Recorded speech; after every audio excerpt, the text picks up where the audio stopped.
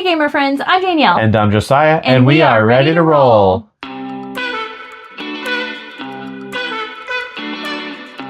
Think about your last board game night. Did you do the same things that you've always done? Maybe you didn't even notice. We all have our own little board game traditions, the rituals, the unwritten rules, the things that just happen. Today, we're going to pull back the curtain on those traditions and talk about what truly makes game nights special.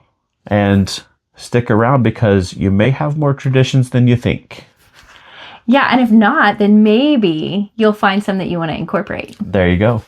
All right, so we came up with 12 traditions that we want to talk about today. And first up, we thought we would talk about our own personal board game traditions. Yep. So the first one, and maybe it's something that many people do already, but that's incorporate a family game night. Yep. We didn't always have a family game night. We started this, I can't remember how old our girls were exactly when we... It would have been probably... They were around 11 and 13. I was going to say 12 and 14, so somewhere around in there. Somewhere in there, we started playing board games together. And after that, we started incorporating periodically a board game family night. Yeah.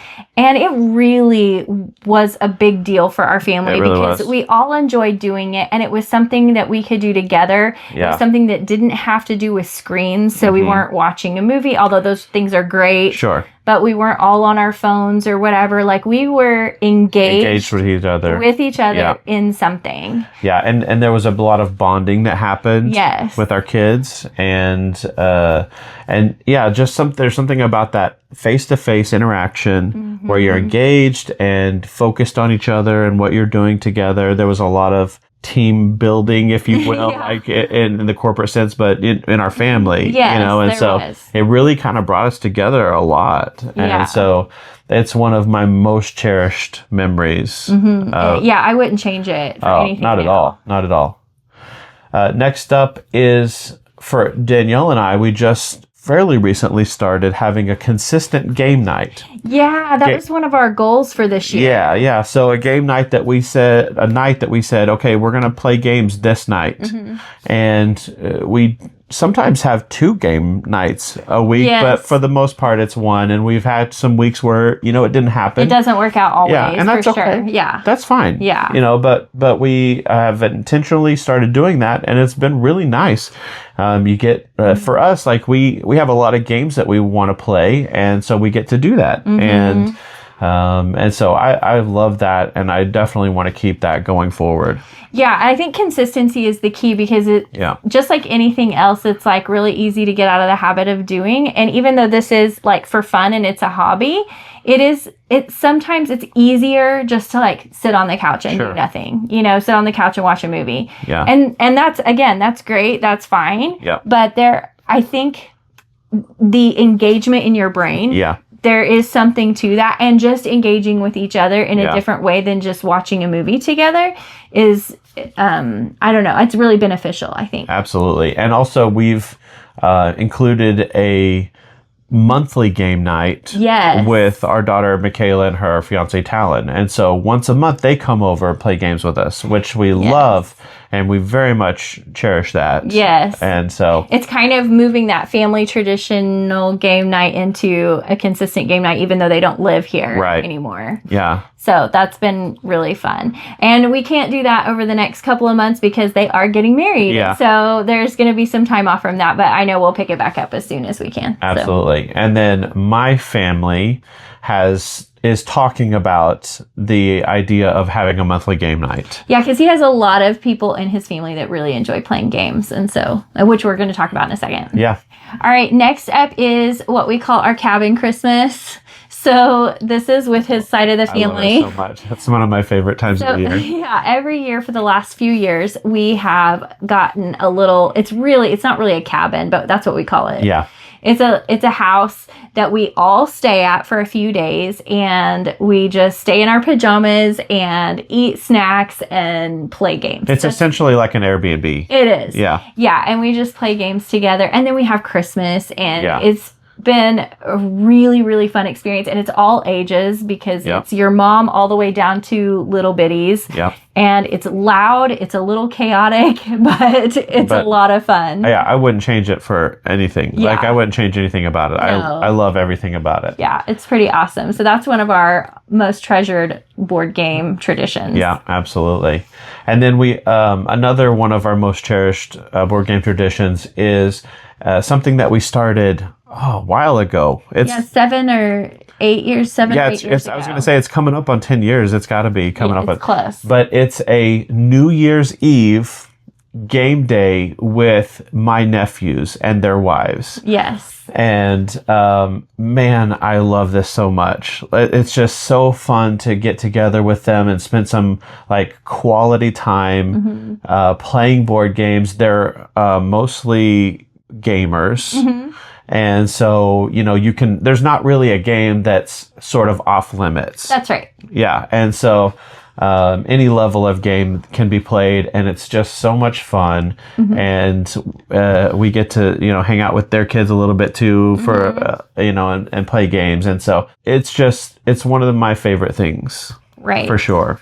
So what happened, how we kind of got started on that is we discovered, I don't know how many years ago it was, but we went downtown for the normal, like, New Year's Eve ball dropping thing. Yes. Fireworks and stuff, and it's crowded and it's cold. It was freezing. Yeah. And you're there until midnight, and then it takes a long time to get home because there's traffic. And anyway, I was like, this really isn't that much fun anymore. We're not drinkers, so that's not really our scene. Anyway, and so it was just kind of one of those things that we were like, oh, we want something different. We want a different kind of tradition, and that's how that came about, I think. Yeah. Okay, so number 5 on the list is what we like to call box lid bragging rights. 100%. So something that we do that is just a really fun tradition is when you win a game that you play with us, you get to write your name in the box lid. And we do this because it adds that little bit of like bragging rights. Like, hey, I won this game. You get to put your name, your date, your score if you want to. You don't have to. But here's my favorite part is you name the game. Yeah. And so that means you have to have a title for the game that was just played. Yeah. So that has lent itself to all kinds of creative game names. Sometimes really funny. Yes, and sometimes really like, terrible. Yeah, you're like, wait, what? Yes. But yeah, it's so good. There's a little extra incentive, I think, to win the game. Yeah. Because of that. Yeah. And you saw the thumbnail. I mean, some games we have a bunch of names in there. Yes. You know, we've played a lot. So I love this tradition. Yeah. When you look back on games that you've had for a long time or are well-loved games, it's really fun to go back and see who's won the game and what they named the game. It's just a really fun bragging rights tradition. Yeah. And if you're one of those people who don't like to write on the games or in the box or whatever, there's other ways to do that. We've seen other people who do it on chalkboards or dry erase boards, you know, like they'll have one that's hanging up and like the last game that was won or, you know, like... Or they're keeping track of how many. Check marks or tick marks, you know? Yes. And so, yeah, there's all kinds of ways to do that, but it's a really fun tradition, I think. Yeah, it's like just a little added bonus. So I definitely recommend some sort of bragging rights, and not in like a mean-spirited way, but just like in a really fun way to do that. Everybody has to be on the same page with That's that. True. That is so true. Yeah. And so we also had some other traditions that we thought of that maybe we want to incorporate, maybe we thought you might want to incorporate, and so we want to go over those too. So the first one is having seasonal games that you play. So games like that are spooky themed, playing at Halloween or you know, things like that. And so or a game that you get out every Christmas. My family plays this, you know, and that's just like your thing to do, making something that's like an every year tradition. This is what we do. Absolutely. We also thought about the board game advent. We've talked to you guys about that before because last Christmas we did a board game advent. And I loved it. Yeah, it was from, where did we get the idea? We got it from Foster the Meeple, Foster the Meeple. Yeah. And so Jamie on Foster the Meeple, she put board games on cards or something and stuck them in envelopes. And I thought that was such a good idea. And so last year we did that as well. And I had a bunch of games, and I randomized it, stuck them in, didn't know what was on each day, and we would open up the envelope and see what game we were going to play that day. Yeah.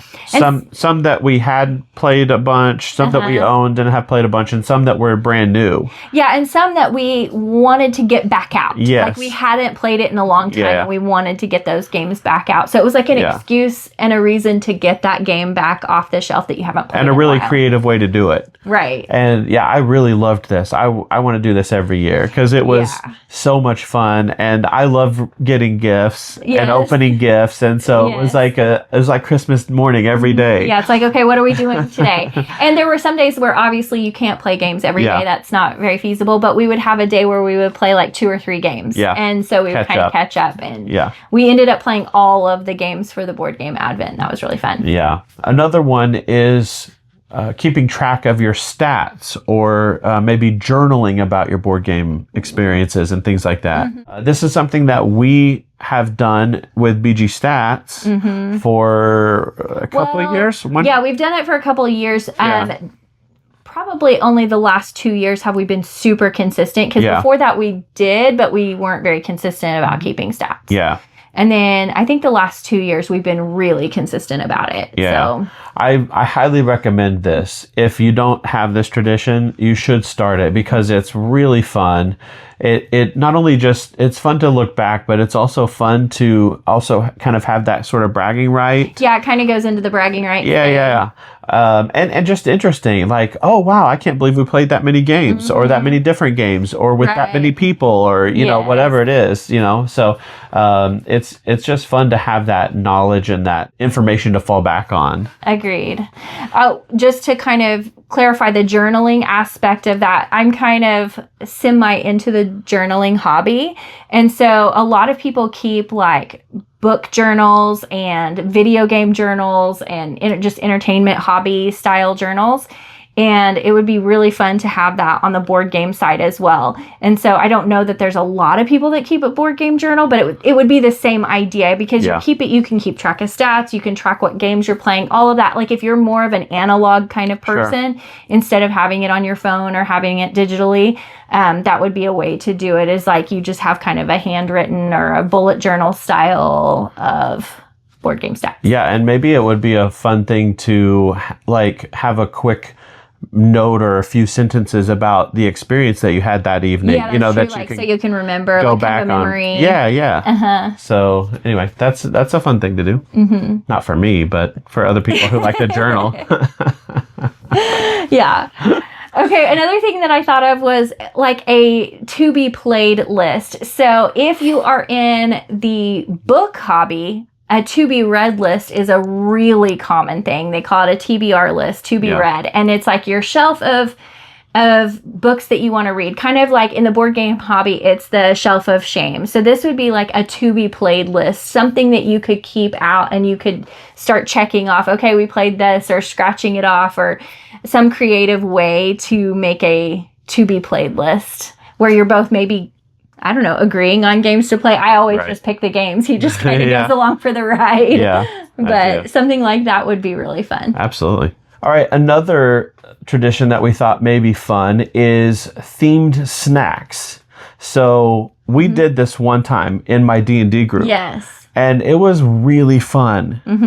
So my daughter, Michaela, likes to bake and to cook, and so we scheduled it like sort of an all-day D&D session. It was, I mean, we played for like 10 hours. Yeah.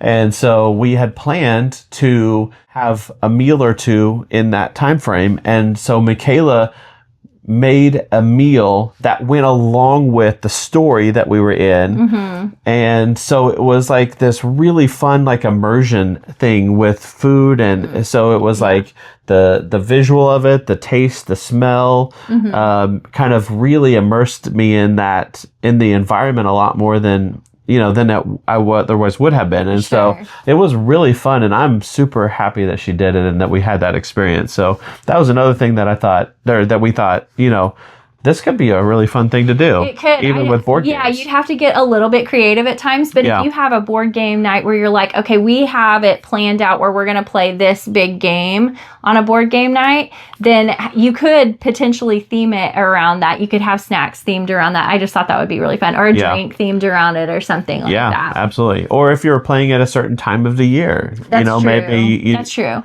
You have food that kind of goes along with that in your board game night. Okay, number 11 on the list is basically ending your board game night with a lighthearted game. Yeah. So if you're playing a really, really heavy game, something that's kind of fun to do is end the game on just something silly or fun or lighthearted, just something that like you don't have to think a whole lot. Like you've just been really into this big, heavy, crunchy game. Let's end on this like quick, fun note. Yeah, and it doesn't have to be a longer game or even a medium game. Like it could be a 5 or 10 minute game. Yeah, that's just quick and snappy and fun and light and just kind of palate cleansing. Yes, exactly. Yeah, so just kind of so that the night isn't ended on a like, oh, that was a lot. Yeah, that was a heavy night. Yeah, because some people love that. Like, they love that. But for us, that would be so great just to be like this really heavy, crunchy game,